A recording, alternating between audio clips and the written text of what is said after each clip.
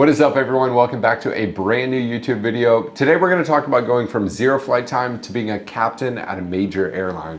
I do have to preface, I am currently a first officer on a 737 right now at a major airline, but I have been an airline captain at a regional carrier before, and I also know what it takes and the pathways to becoming a captain at a major. So sit back, relax, smash the thumbs up button, and let's get right into it. In the late 1960s and early 1970s, being an airline pilot was considered one of the coolest jobs in the entire world. Being an airline pilot and being an astronaut were top of the totem pole.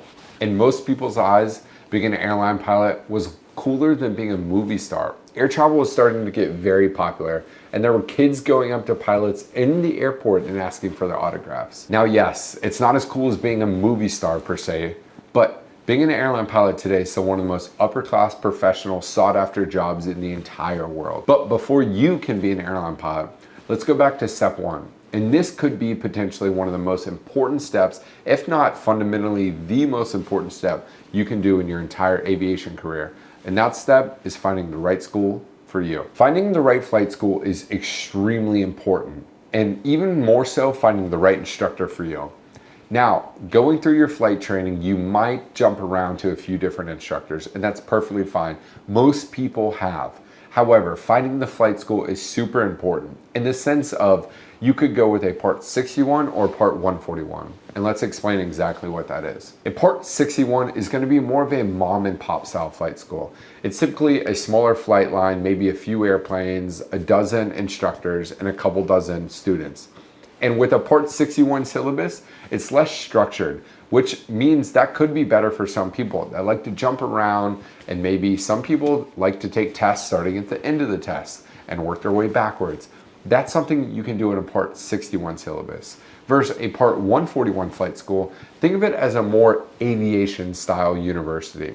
It's definitely going to be a bigger flight line. They might have flight departments. It's going to be a more structured syllabus. So you can see exactly what you're going to be doing at the beginning of each flight lesson, and you can study and be more prepared ahead of time. Now, Part 61 can typically be more on the cheaper side, but finding that right instructor in a Part 61 is extremely crucial. Not every instructor is going to be as motivated and as driven as each student. If your sole purpose is to get to the airlines as quickly as possible, finding that instructor that's willing to work with you every single day is fundamentally the most important thing that you can do. Some other things you want to look into when finding that right flight school is their maintenance department, the upkeep on the airplanes, the pricing of the flight school, obviously, airplane rates, instructor rates, are airplanes down a lot for maintenance? These are all things that you want to look into. But before you even pick a flight school, I highly suggest you maybe going out to different flight schools, talking to instructors, even talking to students and see what their flight training has been like. And then the next step is going to be go up into a discovery flight. Now, this is going to be awesome, and this should tell you right away whether this is your passion or not. The second you take off, or even the second you get into a Cessna 150 or a Cessna 172, a Piper Archer, these are typically some of the starter airplanes when starting flight school, and this is what a lot of discovery flights go up into. But you're either going to fall in love right away or not. And one thing I always preface in each one of my aviation videos is only get into aviation for all the right reasons. Don't get into the cool movie star thing like in the late 60s, early 70s, or the high pay or the travel benefits. You have to go into it for the sole purpose of loving aviation. And I'll tell you exactly why, because if you get too deep into it and you've spent too much money in aviation, you're gonna get to that tipping point of, oh, it's something I really don't love, but I can make a lot of money in the long run. You're gonna just flat out be burnt out at some point, and you don't wanna get to that point. And one of the biggest things during flight training, I tell a lot of people, if you feel like you're coming up on that burnt out cliff, maybe take a couple steps back. And if you're doing 5 flight lessons a week, maybe do 4 flight or 3 flight lessons a week. Whatever it takes to get away from that being burnt out cliff is the most important thing you can do. Now, once you find your flight school, it's time to get your medical certificate, and your instructor will walk you all through this. Getting your medical certificate enables you to become a student pilot, meaning this enables you to solo an aircraft. That's flying an airplane all by yourself without an instructor. It's going to be very scary to think about when you very first start flight training, but the day that you do it, you'll remember it for the rest of your life. Once you get your student pilot certificate and you go throughout flight training and you take your private pilot check ride, you are now a private pilot holder, meaning you can take your friends and family up flying whenever you want if certain limitations and conditions allow you to. Now, going through your ratings, you're going to get your private and your instrument, which is a rating added to your certificate. Your instrument allows you to go and fly in instrument meteorological conditions, meaning kind of rain showers, maybe cloudy weather. This is where becoming a pilot really happens. I'll never forget, my dad used to tell me, the day you get your instrument rating is the day you becoming a real pilot. Now, the next thing is getting your commercial certificate. Now, there's two ways to do it. I kind of did it the backwards way, but a lot of people do this at big universities like Embry-Riddle, UND, and I got my commercial multi-engine certificate first, and then afterwards I did my commercial single engine add-on.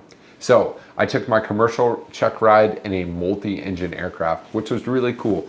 I did my commercial in a Diamond 42 and then my single engine add-on in a Piper Arrow. Once you get your commercial pilot's license, this allows you to fly an airplane and get paid for it. This, in my eyes, is where you become a real pilot. Becoming a commercial pilot is a pretty sweet thing.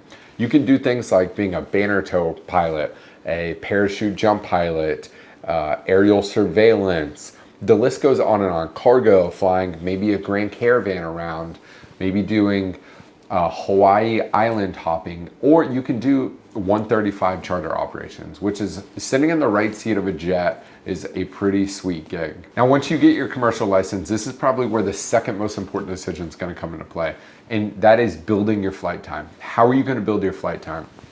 Through some of those commercial gigs or being a flight instructor, which for me is probably the best way to do it. And if you want to become a flight instructor, which is that instructor that taught you your private, your instrument, your commercial multi, being a CFI is really, really big in my eyes because you can't teach things unless you know it. And being a CFI is a great way to really learn exactly how good of a knowledge pilot that you are. Now, becoming a CFI is pretty challenging, I'm not gonna lie. It, for me, was the hardest certificate that I did.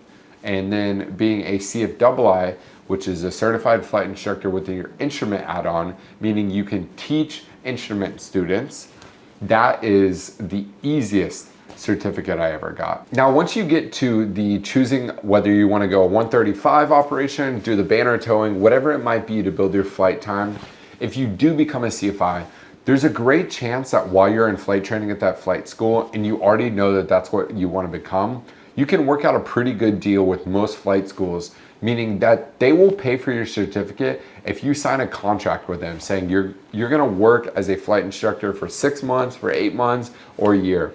Anything over a year, I really wouldn't sign because your biggest goal for being a flight instructor is just building your flight time so that way a regional carrier or whatever route you want to go, whether it's regional or low cost, will hire you. And anything over a year, if you really fly a lot, you can build the majority, if not all of your flight time in a year or less. Okay, now you've been busting your butt and you're almost done with building your flight time, whether that's being a flight instructor or 135, whatever route that you chose.